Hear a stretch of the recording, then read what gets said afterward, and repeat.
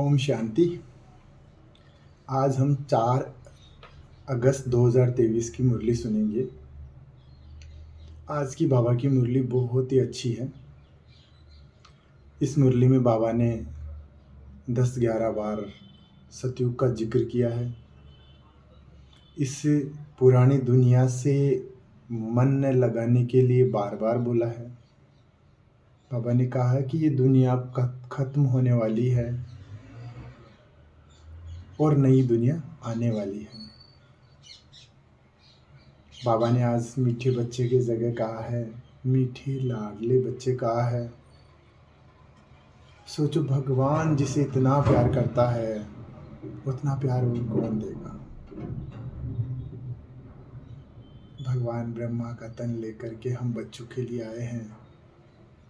ये अंतिम समय है, अंतिम का भी अंतिम समय है।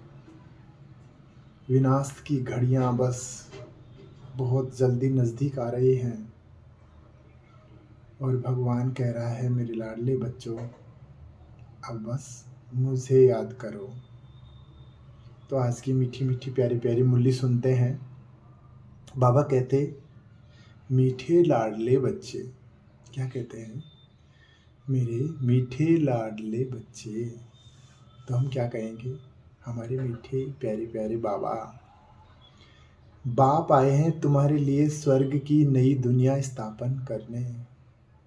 बाबा किसके लिए आए हैं? हमारे लिए नई दुनिया स्थापन करने। इसलिए इस नरक से दिल नहीं लगानी है, इसको भूलते जाओ। बाबा ऐसे नहीं कहते कि आज ही भूल जाओ। बाबा कहते हैं इसे भूलते जाओ। फिर बाबा कह रहे हैं कि मैं बाप रूप से मीठी सेक्रीन बन तुम बच्चों को इतना प्यार देता हूँ। बाबा कहते हैं कि मीठी जो गोली आती है ना खाने की, बहुत मीठी आती है, इसके सेक्रीन आती है। मैं तुम बच्चों को इतना प्यार देता हूँ जो दुनिया में दूसरा कोई दे ना सके। ये किसको अनुभव है? बाबा से जिसको सच्चा प्यार है उसको बाबा जिस सेक्रीन की जो गोली की बात कर रहे हैं ना, उसका मिठास उसको पता है। जो दुनिया में दूसरा दे न सके, मैं तुम्हें पवित्र प्यार की दुनिया का मालिक बना देता हूँ। जहाँ सुख शांति और पवित्रता है उस दुनिया का मालिक बना देता हूँ। टीचर बन तुम्हें ऐसी पढ़ाई पढ़ाता हूँ। सोचो हमें कौन पढ़ाता है?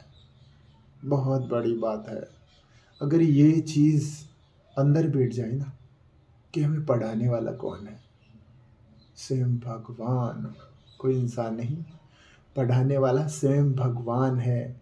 टीचर बन तुम्हें पढ़ाई पढ़ाता हूँ जो तुम बहिश्त की बीवी बन जाते हो।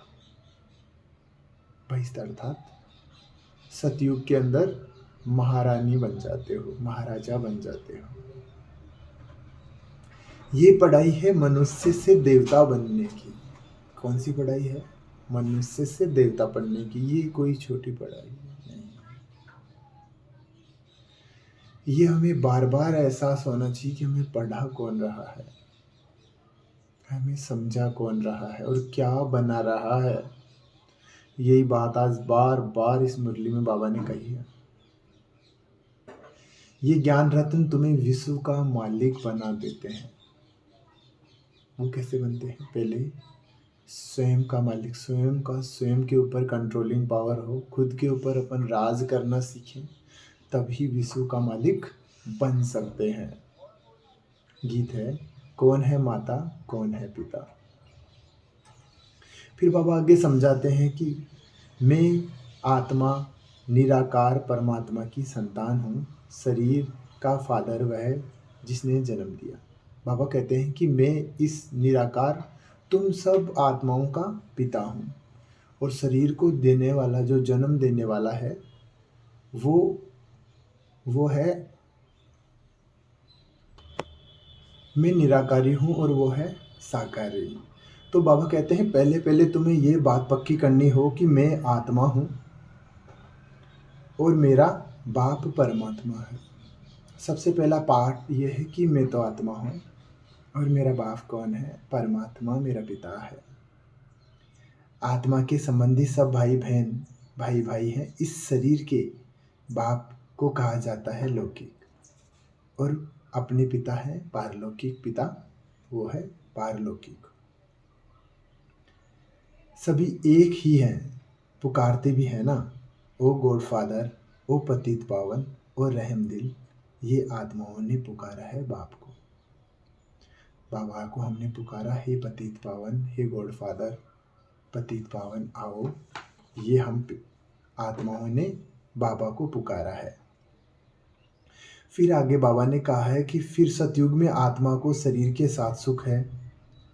बाबा सतयुग की बात कर रहे हैं कि वहाँ पे शरीर के साथ सुख होता है और यहाँ दुख ही दुख है। इसलिए गाया भी जाता है ना कि दुख में सिमरन सुख सब करे, सुख में करे ना कोई। बाबा देख कैसे कैसे समझा रहा है। दुख में सिमरन सब करे, सुख में करे न कोई।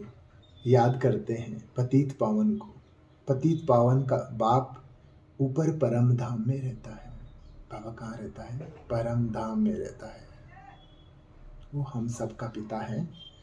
हम भी परम धाम की रहने वाली हैं, लेकिन ये हम 84 के चक्कर में आके अब बाप के साथ जाने वाली हैं। परमपिता परमात्मा प्राण देने वाला है। बाबा आगे कहते हैं कि बाप आकर समझाते हैं कि मैं हूँ ही निराकार। मैं जब आऊँ शादी करूँ तब बच्चे होए, परंतु शादी तो करनी नहीं है, बच्चे पैदा करने हैं। शादी बगैर बच्चों को मैं अडॉप्ट करता हूँ, मुझको कोई स्त्री नहीं है। बाबा कहते हैं कि मैं तुमको अडॉप्ट करता हूँ, कि जिसके बाल बच्चे नहीं होते हैं तो गोद ले लेते हैं ना, मैं तुम बच्चों को आकर के अडॉप्ट करता हूँ। मेरी कोई बीवी नहीं है। बाबा आप मजाक के तौर पे बोल रहे ऐसा। तो बाबा ने हम बच्चों को अडॉप्ट तो किया है ना, परंतु इस समय बाप सम्मुख आया हुआ है बच्चों को गोद में लेने। बाबा कहता है कि मैं तुम बच्चों के सामने आया हुआ हूँ। किस लिए आए हुए हैं? गोद में लेने के लिए। तो गोद में तो वो ही रहेंगे जो बाबा के दिल में रहते होंगे, बाबा के गले का हार होंगे ना। ऐसे हर कोई गोद में तो बाबा के आ नहीं सकता ना, क्योंकि बाबा तो निराकार है। उसका गोद कैसे और किस तरह ले सकता है, वो बुद्धिमान ही जानता है। बाबा का जो प्यारा सच्चा बच्चा होगा, जो बाबा को निरंतर याद करने का पूरा पुरुषार्थ करता होगा, उसी को पता होगा कि बाबा की गोद की मिठास क्या होती है।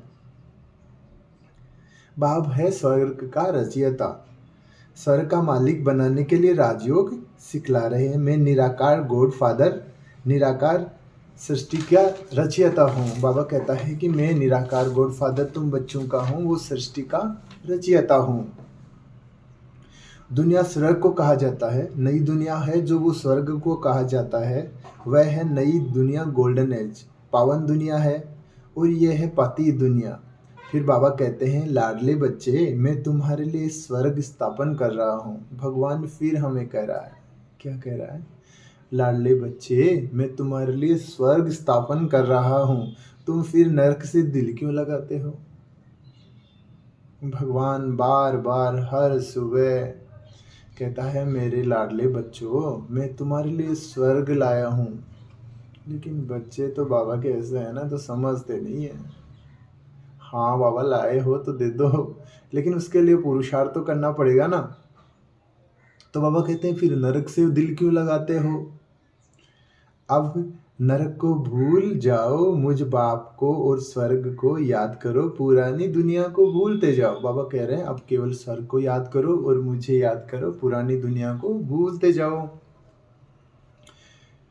ये शरीर धन दौलत बच्चे आदि सब खत्म होने वाले हैं। महाभारत लड़ाई जिसके द्वारा मुक्ति, जीवन मुक्ति के गेट खुलेंगे। बाबा आगे बता रहे हैं थोड़ा सा स्टिक होकर के, अभी मुक्ति और जीवन मुक्ति के गेट कब खुलेंगे? जब ये महाभारत अब लड़ाई शुरू होने वाली है, अर्थात वो समय बहुत नज़दीक आ चुका है। ये बुद्धिमान जो बाबा के बच्चे हैं उनको ये चीज़ सबको पता है। बाप कहते हैं इस छीछी दुनिया से मोहम्मत छोड़ो। बाबा ने बार बार कहा है कि इस दुनिया में अपना अब ममत्व मत रखो। बीबी बच्चे सब अब खत्म होने वाले हैं, सब परम धाम की ओर अपना रुख करने वाले हैं पुरुषार्थ अनुसार। ज्ञान रत्नों से मनुष्य को देवता बनाता हूँ, जिसको रत्नागर सौदागर मुसाफिर भी कहा जाता है। बाबा को रत्नागर सौदागर मुसाफिर भी कहा जाता है। तुमको आकर स्वर्ग की महारानी महाराजा बनाते हैं। मुसाफिर कितना हसीन है। बाबा कह रहे हैं तुम लोगों को महाराजा महारानी बनाता हूँ। वो मुसाफिर कितना हसीन, कितना सुंदर, कितना मीठा, कितना प्यारा है। बाबा वो हमारा है। इतना प्यारा जो महाराजा महारानी बनाते हैं। अब तुमको पढ़ाकर बहिश्त की बीवी बनाता हूँ। बाबा बहिश्त की बीवी बनाता है, महाराजा महारानी बनाता है हमको। तुम जानते हो हम चंद्रवंशी सूर्यवंशी चंद्रवंशी बनने के लिए पढ़ाई पढ़ रहे हैं। यहाँ क्या पढ़ते हो तुम? कहते हो मनुष्य से देवता। जब कोई हमसे पूछता है भाई क्या पढ़ते हो, तो हम कहते हैं हम मनुष्य से देवता बनने की पढ़ाई पढ़ रहे हैं। तुम बच्चों को कहा जाता है स्वदर्शन चक्रधारी। बाबा ने आज हमको टाइटल दिया है स्वदर्शन चक्रधारी। फिर इसलिए आज बाबा के सामने सब बच्चों को प्रतिज्ञा करनी है कि बाबा आज के दिन में क्या करूँगा, 8 बार बाबा को सामने लेते हुए, बाबा मैं आज 8 बार स्वदर्शन चक्र अवश्य ही फिराऊंगा। बाबा को सामने लाएं और बाबा अपना हाथ रख रहे हैं। बच्चे विजय भाव। बाबा से एनर्जी मिल गई। फिर से नीचे आ जाते हैं। कोई मनुष्य की सदगति कर न सके, मैं ही आकर समझाता हूँ। हम तुमको पावन बनाते हैं, योग बल से तुम विश्व को जीत पाते हो। बाप है सर्वशक्तिमान, बाप से तुमको बेहद का वर्षा मिलता है। आकाश पृथ्वी सागर आदि सब तुम्हारे हो जाएंगे। यहाँ देखो आकाश पर हद का पानी, पानी पर भी हद लगी हुई है। पापा तुम कह रहे हैं कि तुमको धरती आकाश सारा संसार का मैं मालिक बना देता हूँ। यहाँ तो हद हद है सब कुछ, हर जगह लड़ाई झगड़ा, पानी के लिए लड़ाई, ज़मीन के लिए लड़ाई। उस टाइम कोई लड़ाई नहीं होगी। भगवान पूरे विश्व का मालिक बनाने के लिए, उसकी राजाई देने के लिए आया है। तो हमें ये राजाई ले लेनी चाहिए। ऐसे तो मिलेगा नहीं, मौसी का घर नहीं है, उसके लिए पुरुषार्थ करना पड़ेगा। परंतु सबकी बुद्धि एक रस तो नहीं होती। कोई भी सतो प्रधान बुद्धि है, कोई की रजो कोई की तमो। वही बात है नंबरवार पुरुषार्थ अनुसार जो जितना जैसा पुरुषार्थ कर रहा है वो उसके पद की वैसी ही रचना वो कर रहा है। और हर पुरुषार्थी को पता है कि मेरे पुरुषार्थ अनुसार मैं आगे क्या पद पाऊंगा। ये हर किसी को पता है। जब वो विजुअलाइजेशन करता है रात को सोने से पहले, खुद की परीक्षा लेता है, खुद का पेपर लेता है, या बाबा को अपना हालचाल सुना के सोता है, तो उसको अवश्य पता होता है कि मैं क्या कितना और कैसे कर रहा हूँ। गोल्डन एज है तो सिल्वर एज भी एज नहीं, कॉपर एज है तो आयरन एज नहीं। पापा कह रहे हैं कि गोल्डन एज जब मना सतयुग में हम होंगे, वहाँ पे त्रेता के अपने अंदर कोई संस्कार नहीं होंगे, और त्रेता में होंगे तो वहाँ पे द्वापर वाले संस्कार हमें नहीं होंगे, क्योंकि उतने प्योर होंगे अपने में। प्योरिटी जिस टाइम जिस युग की होगी वो उस अनुसार से 100% होगी, उसी अनुसार 100% होगी। बाबा बोल रहे हैं कि बच्चे मुझसे पूछते हैं कि बाबा विनाश कब होगा। फिर बाबा कहते हैं अपने मीठे मीठे बच्चों को, बच्चे जब तुम तैयार हो जाओगे तो विनाश की घंटी बज जाएगी, जो बजने वाली है, क्योंकि 10 लाख हो चुके हैं। एडवांस पार्टी आ चुकी है। बाबा ने 100 साल का कल टाइम भी दिया था ना, कि 100 साल का ये संगम है, कितना समय बचा है, उसमें विनाश का समय भी लगेगा, विनाश में समय भी तो लगेगा ना। उस अनुसार अब बहुत कम टाइम बचा है। पुरुषार्थ का समय तो बहुत ही कम बचा है, जैसे कि सूर्य भाई भी बताते हैं। तो अभी हम बच्चों को पुरुषार्थ में लग जाना चाहिए। यहाँ आए हो पाठ बजाने के लिए। बाप कहते हैं बच्चे तुम्हें माया पर जीत पानी है। इससे हिंसा की कोई बात नहीं है कि किसी पे जीत पाने के लिए कोई हिंसा करनी पड़े, कोई माया को हमें मारना नहीं है, लेकिन खुद को उससे सेफ करना है। जैसे जैसे हम सेफ करते जाएंगे अपने अंदर अच्छे गुण आते जाएंगे, अवगुण हमें निकल जाएंगे। जैसे हम खराब पानी में अच्छा पानी डालते जाते हैं तो एक समय ऐसा आता है कि वो एकदम शुद्ध हो जाता है। वो ही प्रोसेस बाबा अब हम में डाल रहे हैं।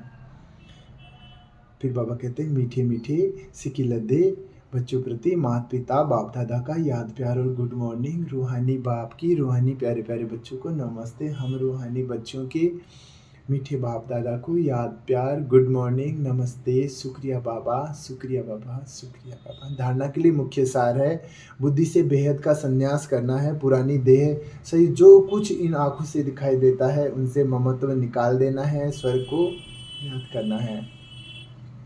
पढ़ाई को अच्छी रीति धारण कर बुद्धि को सत्व प्रदान बनाना है। मुरली ही पढ़ाई है।